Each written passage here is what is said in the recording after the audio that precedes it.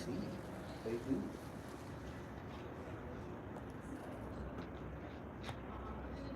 To be honest with you, I like the pressure you put on those boys. Like, this ain't no joke no more. Yeah, quit being hoes, man. Like, Morning, how are you? how's it going, man? Yeah, you might put some pressure on a little bit.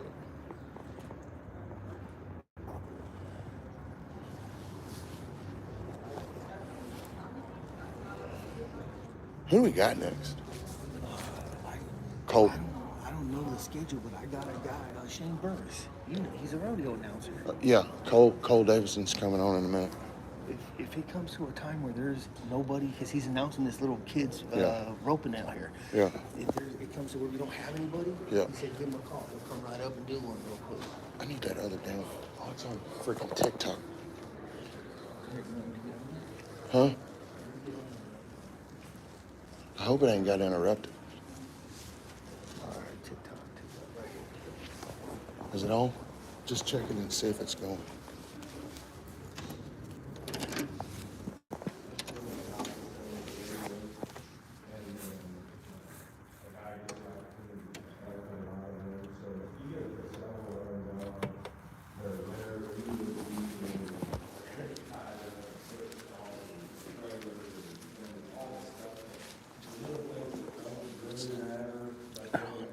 It's just another camera.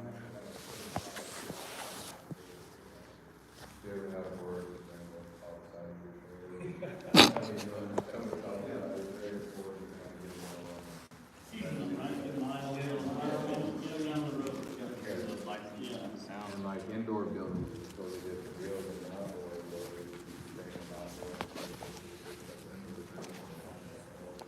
It's a really big deal, like music security, they try to make it as high pressure situation as possible. For sure. And our everybody who had the code purchase policy, we always told me it was trying to make it a good,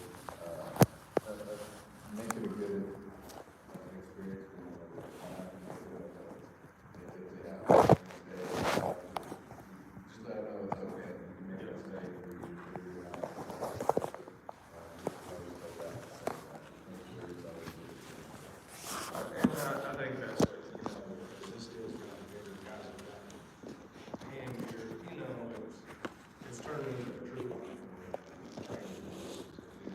And training horses for your discipline, because it's pretty important what you touched on there, right? All these guys, they train horses for certain discipline, and for years, you guys were getting those horses and then trying to change their mind. Sure. And untrained, that's what I learned, you know. I've got some good friends that are great hands. In fact, I learned stuff from them every time I'm around them. You know, team roping is easy compared to some of the movers that they do. And I would think, boy, I wish all this belly and do this. How easy is this going to be to team rope? Well, then you get on there. I know the one horse I had, I called my buddy and said, man, I messed up mine this one. Cool horse, but I thought I could untrain what you trained it to do. I'm not near that handy, you know what I mean? So there's some of that goes on, but you know. I guess where I'm getting to is not every one of these horses that you guys are training is gonna go and go to the NFR or go to the 15s or go to the Opens. I mean, there's a lot of guys out here that can afford to spend $25,000, $30,000 on a horse. Not, you know, there's not bunches of guys that can spend $100,000 on one. So is it tough for you to kind of sort those horses through and say, you know, this is gonna be good for a guy that's a 4, 5?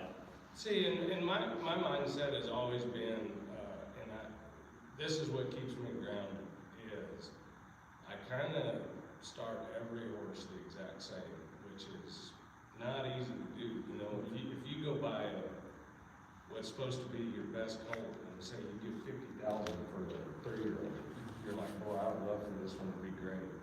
And then you might go to a sale barn somewhere and buy another one for $15,000. And it's pretty tough to treat them both the exact same. You know, you got higher hopes for the one that's $50,000. I get it, but at the end of the day, for me, I try to make the best horse that the horse wants to be. And I think there are some horses that should have went out for band and not athletics. I mean, that Yeah. happens. But Yeah, I think that happens. if I go through this with the same mindset that we're all equal, and it's not really up to me to train it to be special. The special horses do special things. I treat them the same, and then they'll start separating. Well, I think that's a great way to put it down.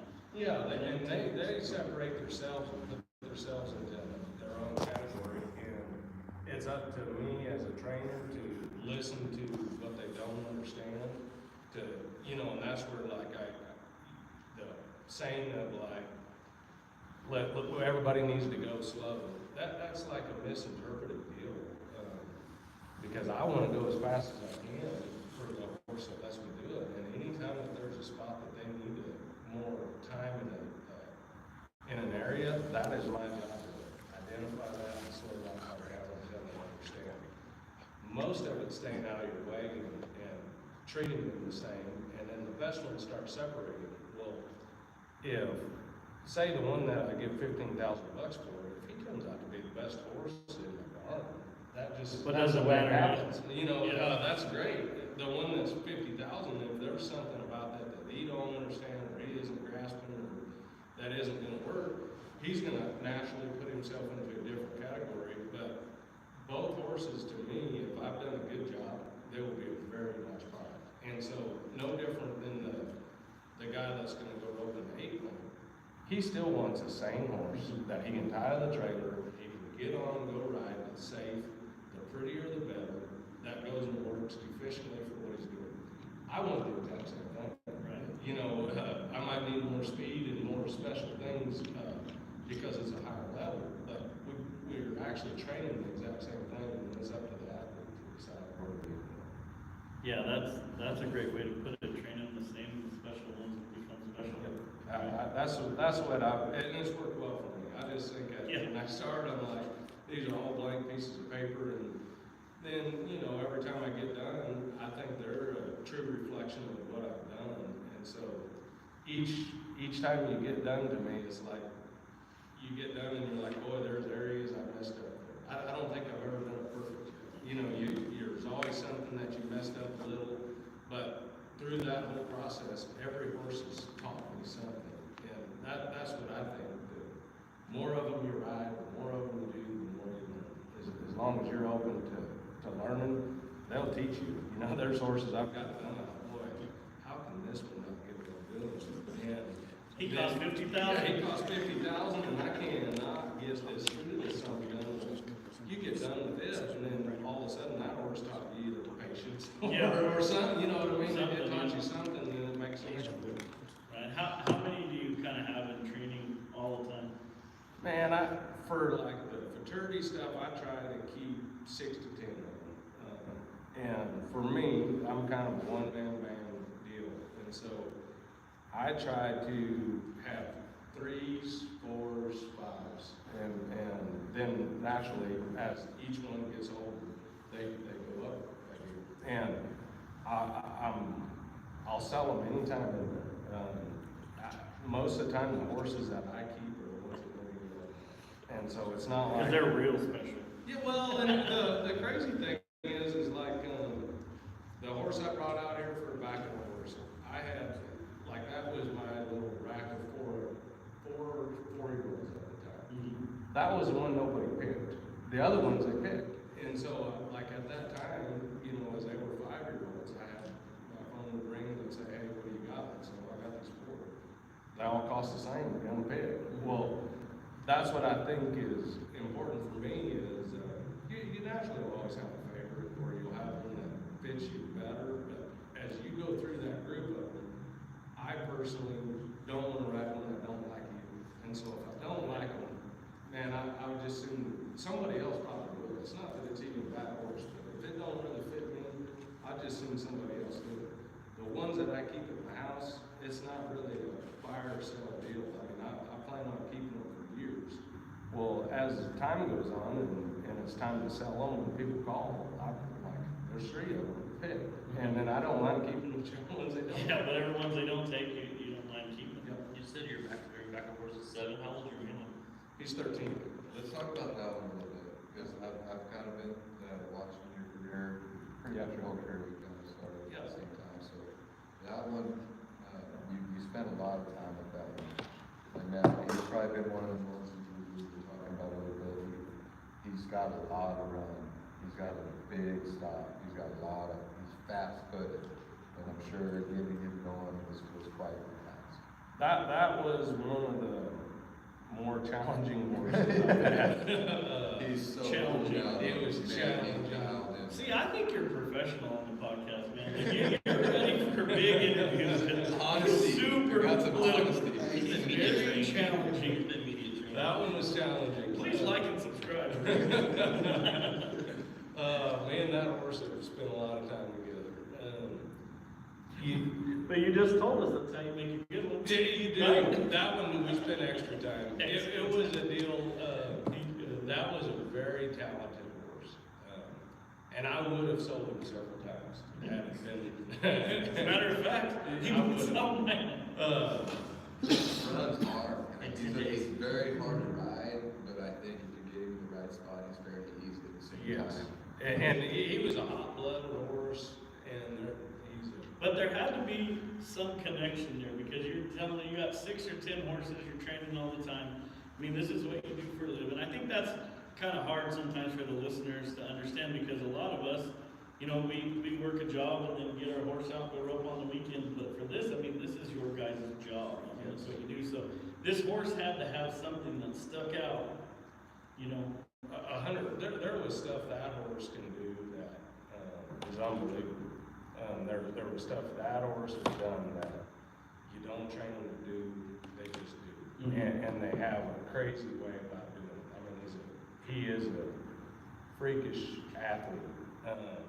But with that comes more responsibility. Attitude. Yeah, and you know, there's on the flip side of that, there's something beautiful about a horse that isn't that athletic, but tries really hard to do it.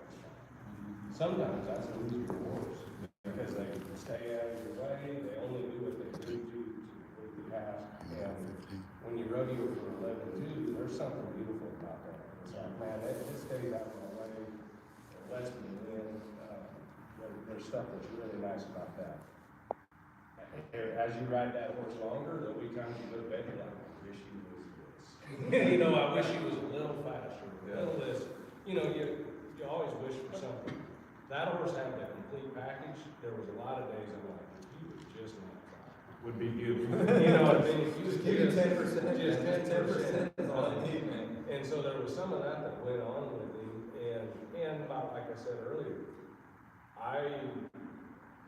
to a fault, I rode that horse too much. Like, I loved him a lot, rode him a lot. There was a lot of long days for that horse that, looking back, didn't need to be, but that was we both went through a learning curve together, and once things started clicking, and I started understanding how to speak his language too. Yeah, that's probably part of it, right? Yeah, you gotta kind of get in there and understand how to, what they said well. And that horse taught me as much about riding horses as any of them. And then it was like, when we finally started coming out the other side and things started looking up, I was like, he's been a great horse for me. Why don't you kind of explain to the listeners a little bit what you're meaning by you're saying the horse is getting in your way? Because, you know, like I said, a lot of these guys, they're pulling their horse out on the weekends and going to roping. And I watch them out the roping and I'm like, man, I don't know what $5,000 more would have got you, but you would have probably been winning a lot more. You know what I mean? Yep. Just because you can see them just fighting them all the way down the arena. Yep. So if you could explain to somebody, you know, in your position that this is what you do, you train them, you've seen them, you've been at the top of the game for a long, long time, you know, kind of give them a little insight on what that means.